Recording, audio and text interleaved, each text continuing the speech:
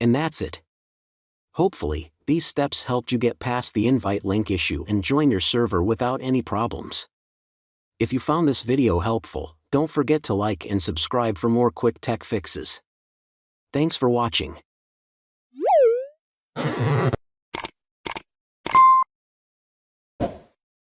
First, you'll need to join the Midjourney Discord server. Click on Add a Server, then add invitation link provided or by name Midjourney.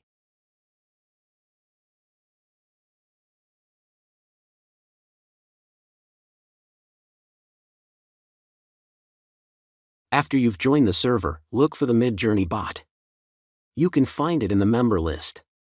Right-click on the Midjourney bot's name to open its profile. Next, click on the Add App option. This will give you the option to invite the bot to your own server. Select the server you want to add the Midjourney bot to from the drop-down menu, then click Continue. Finally, give the Midjourney bot the necessary permissions by clicking Authorize. And that's it.